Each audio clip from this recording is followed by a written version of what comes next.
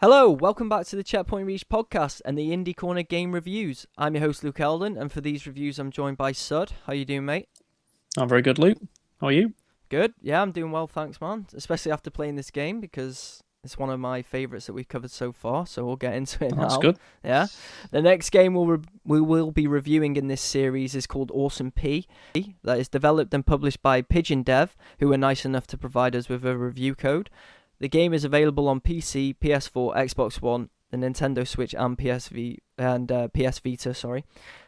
This game is a classic run and jump platformer, which can be seen in its graphical choice, going for the retro-like Game Boy style, and the green could also be linked with it being a P that you're controlling as well. There are 4 islands with 25 levels for you to try and complete, with a variety of levels and collectibles that you need to grab for the achievements. I played this game on PS4 and I got a lot of enjoyment out of it, to be honest. One of the main positives that stand out for me was that I loved the retro soundtrack. It was just really, really cool and gave you a nostalgic feeling, and it's probably worth purchasing for that alone. Yeah. These games tend to do that, don't they? They usually tend to have a nice soundtrack to them. They do. I mean, it's simplistic, but it works. Yeah. The Awesome P has an awesome soundtrack, so that worked brilliantly. The controls felt good and responsive, which is very That's good. always because good. You need in it a game like that. Yeah, exactly. Yeah. You need it for games like these, and Definitely. I didn't have any complaints with that. The only complaints I had was with my own ability in timing the jumps. I mean, it looked tough. From the gameplay I saw, it looked a tough game. Yeah, the game's really fun, but it's challenging as well, which I'll give it as a positive, especially considering I don't play many of these games myself. So it had that nostalgic feeling, and it was a challenge. So I felt like I got enough enjoyment out of it as a result. Yeah. Yeah, and as well as you go on through the different levels, it gets more challenging the further you tend to go. So again, another positive for me, because the more I feel like I'm getting better at the game, the more challenges and obstacles it provides me with. So yeah, I was happy with that. What was the enemy variety like? Well, it's just like different spikes. I think there's like turtle or a tortoise, whatever, that fires out like a ball. They can do your spikes, chainsaws, just falling off, obviously missing jumps and stuff like that.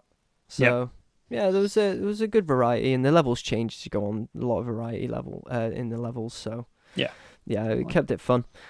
I'll move on to some negatives I had though. Even though I understand why they went for their Game Boy Retro graphical choice, I didn't like it personally. I would have preferred a much more colourful look, something more vibrant. Yeah, the game's it's in the name, but it's very green, isn't it? It is, but very almost maybe too much at times. It looks like to me. Oh, I think it might be a little bit overkill because I just didn't like it personally. I mean, I know that's a personal opinion and people might disagree with me, but it's just one of those things.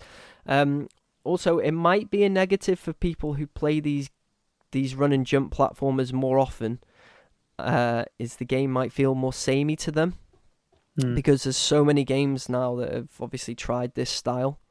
That it might just be another one of those run and jump platformers that doesn't offer too much difference.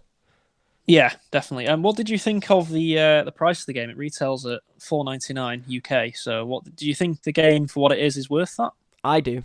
Yeah. Yeah. I'd have been happy paying for this and playing it. Definitely would have been worth the money in my opinion. I mean, it seems to me it's not much to £5 is not much to ask for what you get out of the game, even if it isn't maybe not the most complex of games, but it seems like you'd be worth it for a good time. Yeah, it's worth your time, definitely, and it's worth the money. I think. I'll go into my overall score of that. My overall score for the game is 7.5 out of 10. A very fun, enjoyable run and jump platformer that plays great and provides a sufficient level of challenge. Well worth the money, if you ask me. And especially if you haven't played one of these games for a while, you get a lot of nostalgia out of it. Yeah, and it'll be worth that as well. Sounds good. I mean, I'll have to try it myself at some point. Yeah, I highly recommend you do. To be honest, I think you'd love it.